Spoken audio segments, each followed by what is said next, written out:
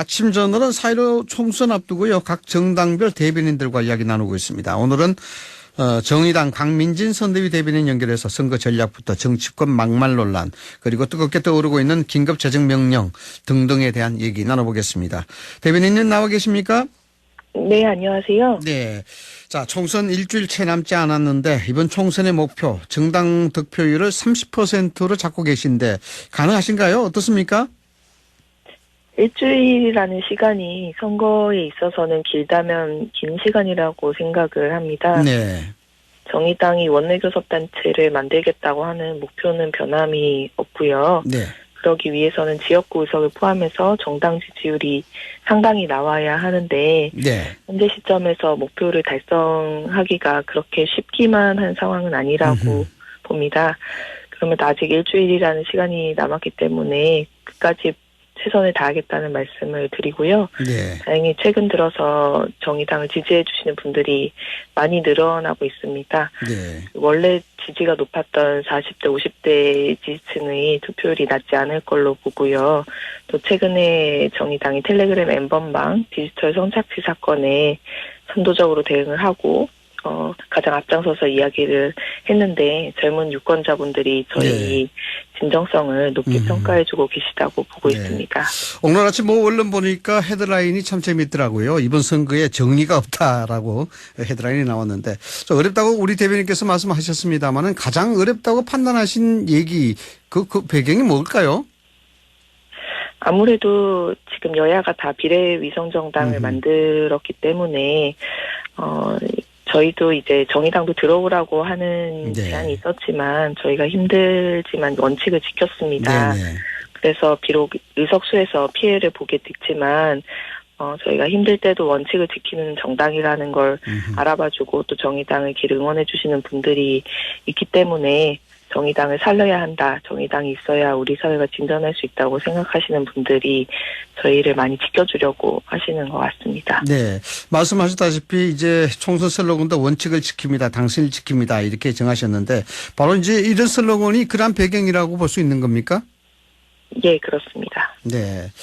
자, 이번 선거가 상당히 좀 치열한 난타전, 양대 정당 속에서 사실 군소정당이 인지도라든가 이런 면에서 밀리면은 상당히 불리할 수밖에 없는 그런 구도인데 정의당이 홍보물에 기여가 없단 말이죠. 이게 참 이상하게 생각하는 분들이 많은데 특별한 그런 이유가 있었습니까? 기여가 없다는 것에 대해서.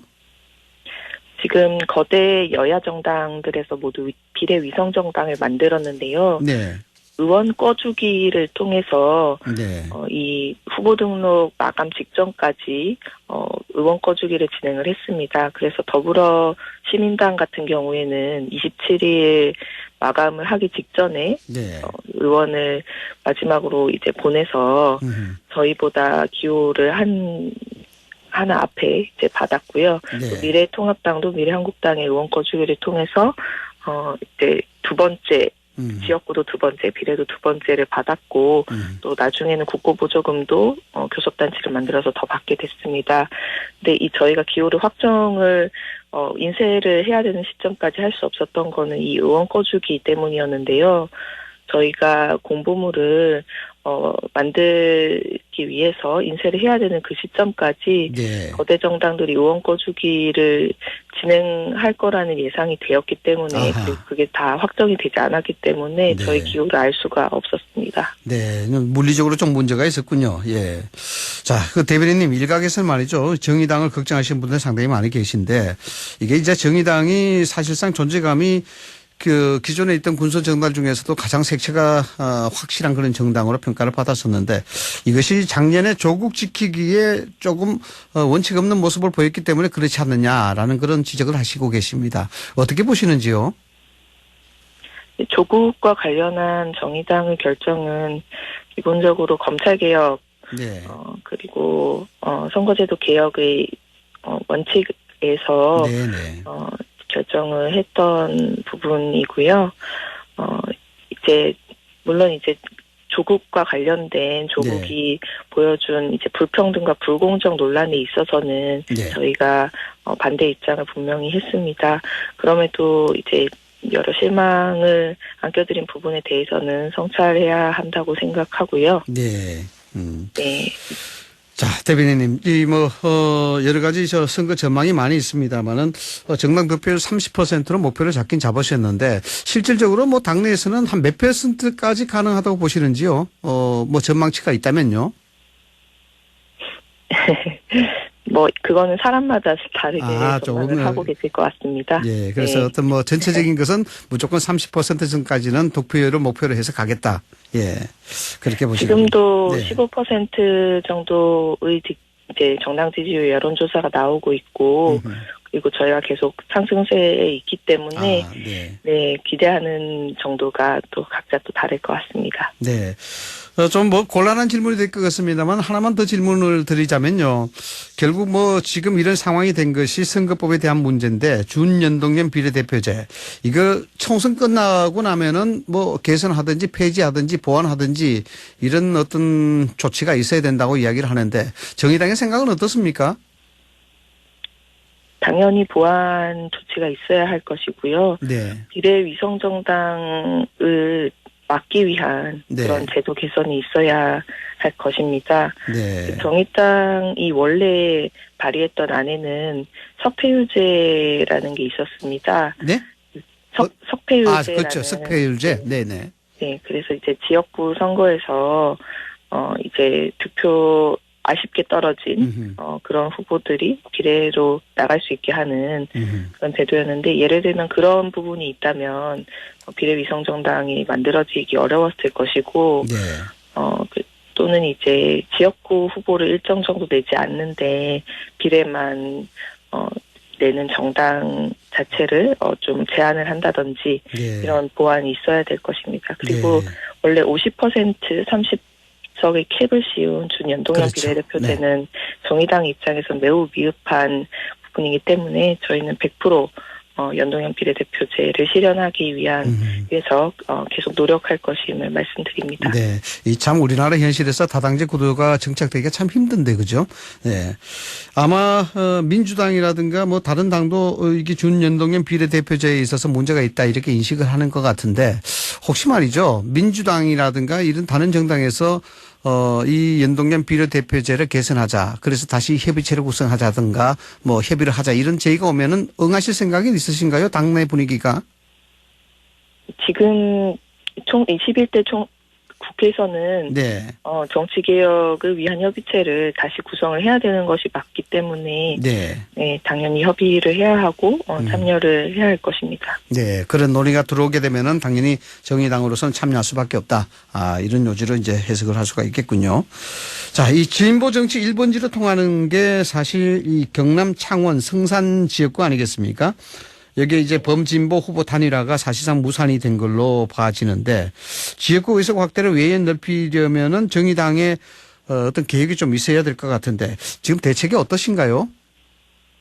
일단은 민주당에서 확고하게 단일화를 안 한다는 입장을 갖고 있었던 것 같고요. 민주당에서요? 네. 정의당도 당 차원에서의 단일화는 추진하지 않는다고 했지만 창원이나 인천 연수구 같은 경우에 지역에서의 단일화 요구가 높고 또 지역의 특성이 있기 때문에 당 차원이 아니라 지역 차원에서 단일화에 대한 이야기가 있었던 것입니다. 네. 민주당에서 단일화 의사가 없었던 것이고 결국 단일화를 바랬던 시민들의 뜻이 좌절된 거라고 보고요. 네. 단일화가 무산된 지금 상황에서는 각자가 완주하는 방법밖에 없습니다. 지금 현재 그 창원 같은 경우에 민주당이 단일화를 거부한 것에 대한 시민들의 평가도 있고 또 저희 후보가 지지율이 상승하는 중이기 때문에 네네. 결과적으로는 시민들의 힘으로 단일화를 시켜주실 것이라고 보고요. 네네. 네, 저희는 지금 고양갑 또 창원 선산, 연수구 세 군데 다 기대를 하고 있고 좋은 결과가 있을 거라고 봅니다. 네. 자, 이 전국에서 총선 전국에서 또 다른 뜨거운 감자가 재난지원금이 아닐까 싶은데 정의당에서도 1인당 100만 원씩 지급하자 이런 안을 제시했지 않습니까? 청와대에서 정부 쪽에서 이걸 좀 받아들일 수 있을 거로 보시는지요? 정의당은 일관되게 처음부터 모든 국민에게 지급해야 되고 100만 원 지급해야 한다라고 이야기를 했고요. 그러자 소득 기준으로 나눠서 70% 국민에게만 지급하자던 원래 입장을 갖고 있던 민주당도 네. 100% 지급으로 입장을 바꿨습니다. 그리고 재난지원금에 반대하던 미래통합당도 지금은 모든 국민에게 50만 원씩 주자라고 이야기를 하고 네. 있는데요. 정부도 결단을 빠른 시일 내에 해주기를 바랍니다. 네, 알겠습니다. 이와 관련해서 전례가 없던 그런 사안이라서요. 이 코로나19 사태가. 그래서 이 정치권이 제각각 여기에 대안을 제시하고 있는데 여기 또 긴급 재정 명령을 발동해야 된다 이런 얘기가 나오고 있단 말이죠. 이 정의당에서는 이게 필요성이 있다고 보시는지요? 코로나19 민생위기가 IMF 이상으로 심각해질 거라는 관측이 되는 상황이기 때문에 네. 이에 대한 대책이 시급히 추진이 돼야 합니다. 그래서 대통령께서 긴급히 결단을 해주셔야 될 필요성이 있다고 보고요. 네. 대통령 긴급재정명령이 필요한 부분을 또 저희가 요구하고 있는 것이 있는데 코로나19 위기에서 한시적으로 해고 금지와 고용 유지를 위한 정책입니다. 네. 지금 경영이 어려운 기업의 지원이 이루어지고 있는데 기업이 지원금만 받고 노동자들을 해고시키면 민생이 살아날 수가 없습니다. 그래서 해고를 하지 않는 것을 조건으로 기업을 지원해야 하고 해고를 하지 않고 경영 유지가 가능한 만큼 충분히 지원을 해야 한다. 대통령의 재정명령이 필요하다라는 것이 저희 입장입니다. 네. 재정명령도 재정명령이지만 사실상 언론에도 많이 보도가 되고 있습니다만은 실직 사태가 아주 많아졌어요. 아마 노동계 쪽을 좀 대변하고 있는 정의당 입장으로서는 참 곤혹스럽지 않겠나 그런 생각이 드는데 이 긴급 재정명령을 발동하게 되면은 결국 국회가 가지고 있는 본연의 예산 심의권이라든가 이런 것을 포기하게 되는데 이런 부분에 대한 비난 감수해야 되지 않을까요? 지금은 지금 국민들의 삶을 코로나19 민생위기에서 구하는 것이 가장 시급하기 때문에 네. 정부와 국회 모두 어떻게 시급하게 네. 이 위기를 해결할 수 있을까를 네, 기준으로 그것이. 생각을 해야 된다고 보고요. 네네. 네, 그 과정에서 지금 당마다 또 이제 생각이 다른 부분들이 있기 때문에 네네. 당 대표와 대통령의 회담이라든지 또는 원내대표들 간의 협의라든지 이런 부분들은 충분히 자리가 마련되기를 바랍니다. 그런 자리가 마련되길 바란다. 예. 알겠습니다. 4.15 총선 다가올수록 이 막말 공방 그리고 고소고발전 이게 격화가 되고 있습니다. 그 국민들이 보는 시선이 참 불편한데요. 세월호 유가족에 대한 막말 논란 또 터졌는데 이번 논란 어떻게 보십니까? 차명진 후보는 이미 세월호 유가족들을 줄기차게 모독을 하면서 자신의 이름을 알려온 대표적인 저질 정치인입니다.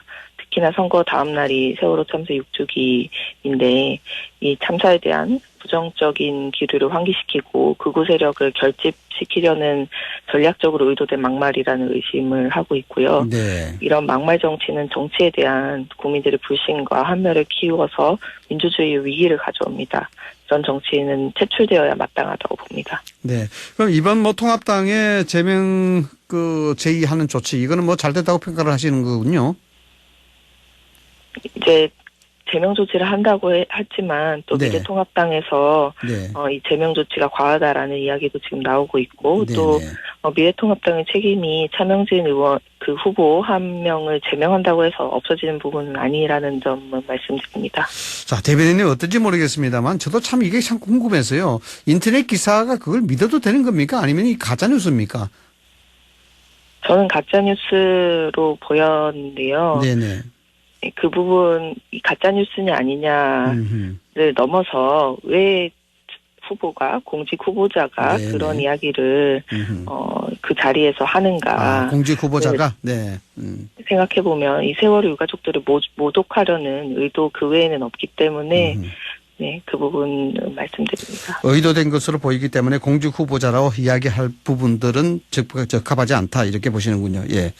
자, 대구에서 미래통합당 지지하던 60대 남성입니다. 이 사람이 정의당 후보 유세 차량에 올라타서 폭행하는 사건, 선거운동을 폭행하는 사건이 발생했는데 어떻게 대처하실 계획이신가요?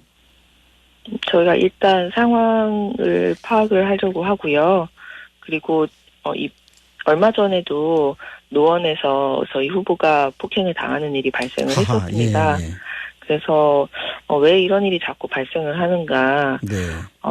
이 이제 저희가 소수 정당이고 또 이제 진보적인 정당이기 때문에 좀 이런 폭력의 피해자가 계속 되고 있는 것 같은데, 이제 법적으로도 엄정히 대응을 할 것이고, 또, 이제 그 피해를 입으신 분이 잘 피해를 회복을 하실 수 있도록 당에서 지원하겠다는 말씀 드립니다. 네.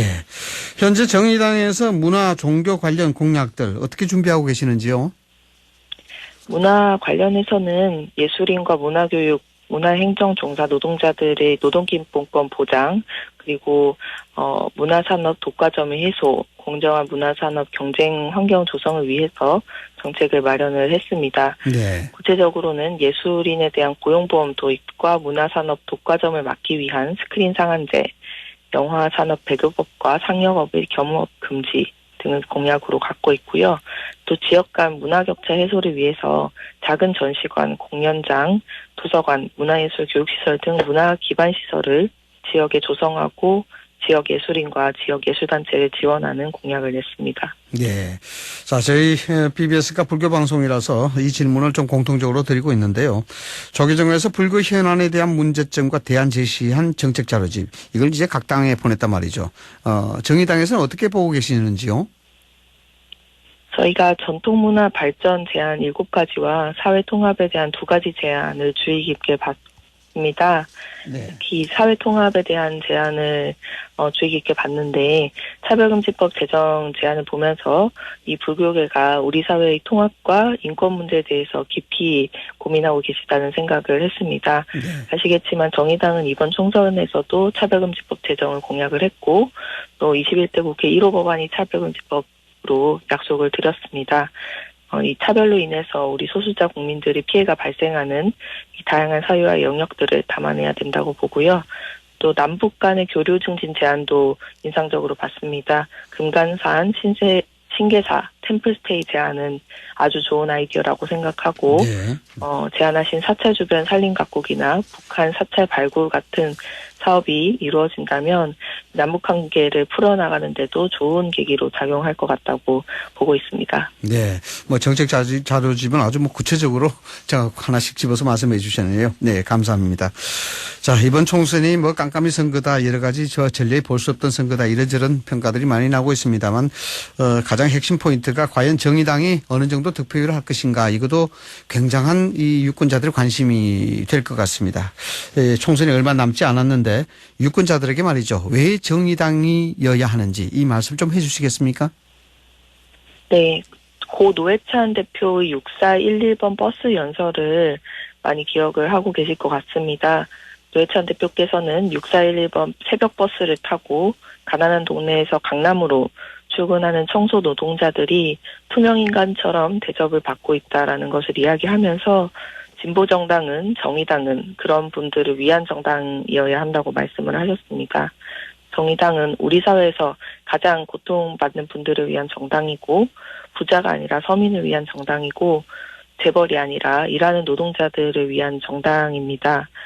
정의당은 가장 선두에 서서 얘기하는 정당이고, 저희는 재벌이나 기득권에 비친 것이 없기 때문에 필요한 이야기를 눈치를 보지 않고 할 수 있는 정당입니다.